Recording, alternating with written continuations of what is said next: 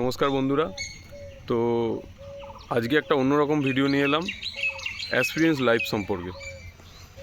তো জানো, অ্যাসপিরিয়েন্স লাইফ মানে একটা পরীক্ষায় সীমাবদ্ধ থাকা চলবে না, আমাদেরকে এগোতে থাকতে হবে, কখনো স্টপ হলে চলবে না। আর আমাদেরকে একটা কথা সবসময় মনে রাখতে হবে, রিস্টার্ট। যেটা আমরা 12 ফেল মুভিতেও দেখেছি, রিস্টার্ট আমাদের করতে থাকতে হবে, তবেই আমরা সাকসেস পর্যন্ত পৌঁছতে পারবো। তো আজকে তোমরা অনেক দিন ধরে আমাকে দেখছো, আমার মধ্যে কন্টিনিউটি নেই, ঠিক আছে, কনসিস্টেন্সি নেই। আমি সেই পরীক্ষাটার রেজাল্ট নিয়ে এখনও অবধি ওয়েট করছিলাম। তো আমি আজকে থেকে রিস্টার্ট করতে চলেছি।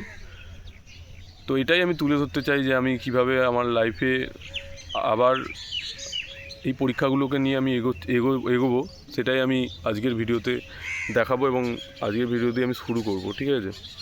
তো আজকে আমি কীভাবে রিস্টার্ট করছি সেটাই বলবো। এখন সকাল 8টা বাজে, আমি মাঠে এসেছিলাম, একটু এক্সারসাইজ করলাম। এক্সারসাইজটা আজকে দেখাতে পারিনি, আজকে দিয়ে আমি এগুলো শুরু করব। তো কিছু কথা বলার আছে তোমার সাথে অ্যাসপিরিয়েন্স লাইফ সম্পর্কে, ঠিক আছে। দেখতে থাকো ভিডিওটা, সম্পূর্ণ দেখলে তোমরা বুঝতে পারবে কি বলতে চাই আমি, আর কীভাবে আমাদেরকে এগোতে থাকতে হবে। সামনে যে পরীক্ষাগুলো আসতে চলেছে, সেই পরীক্ষাগুলোর মধ্যে কি আমি টার্গেট নেব আর সেই পরীক্ষাগুলো আমি কিভাবে ক্লিয়ার করব, সেগুলোই আজকে থেকে আমি আমার চ্যানেলে দেবো, চেষ্টা করব কন্টিনিউয়াস দেওয়ার। তোমরা আমাকে দেখো, আশা করি কেউ মোটিভেট হবে। তো দেখতে থাকো, আজকের ভিডিও দিয়ে আমি শুরু করলাম, ঠিক আছে। তো বন্ধুরা, আমি এখন বাড়ি চলে এসেছি।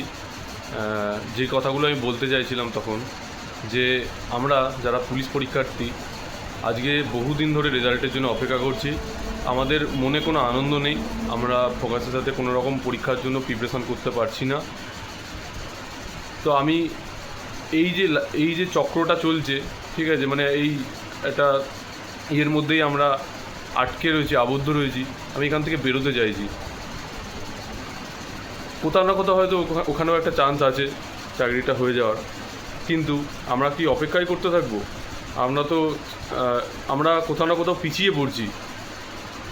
সমস্ত অ্যাসপিরেন্ট যারা ডেলি পড়ে যাচ্ছে, ঘন্টার পর ঘন্টা পড়ে যাচ্ছে, রাত জেগে পড়ছে, তাদের থেকে আমরা পিছিয়ে পড়ছি। আমরা শুধুমাত্র এই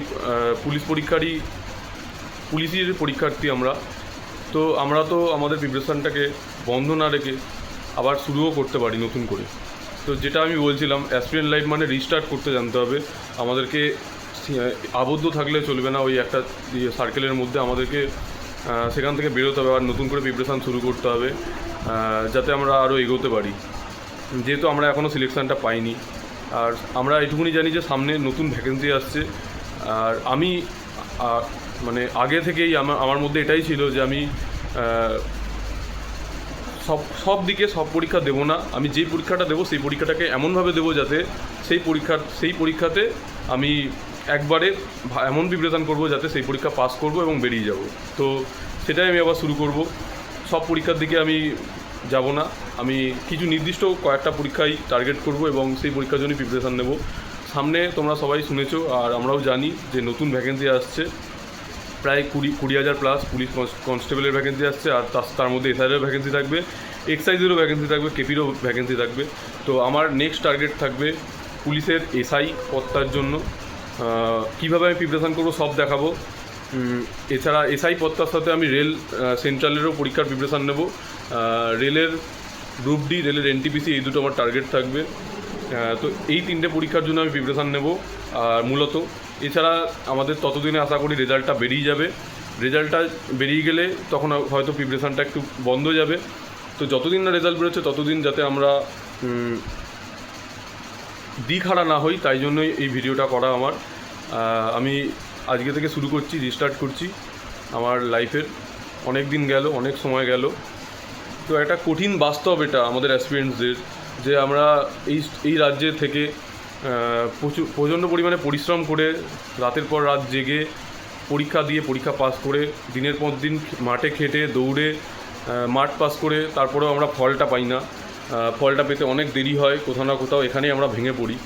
আর আমাদেরকে পথ দেখানোর কেউ থাকে না, প্রচণ্ড ডিপ্রেশনে থাকি, আমাদের মনে কোনো রকম আনন্দ থাকে না, আমরা কোথায় যাব, ঠিক আছে। তো সেখান থেকে আমার মনে হয় যে আমাদের প্রিপারেশানটা একেবারে বন্ধ রাখা উচিত না। আমাদের প্রিপারেশানটা আমাদের অ্যাসপিরেন্ট লাইফের এটাই করা উচিত যে আমাদের প্রিপারেশানটা চালিয়ে যেতে হবে।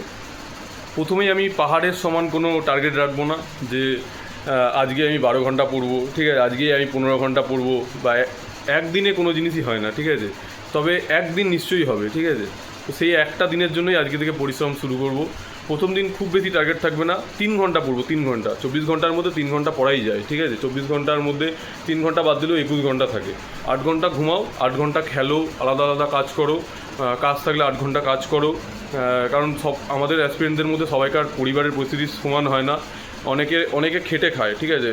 তো ওটাই বলবো, 8 ঘন্টা কাজ করো, 8 ঘন্টা ঘুমাও, এবং তারপরে যে 8 ঘন্টা টাইম থাকছে তার মধ্যে থেকে 3 ঘন্টা খুব দিচ্ছি, ঠিক আছে। তোমরা দেখো, কারো কিছু জানার থাকলে কমেন্ট করো, আমি বলবো, ঠিক আছে।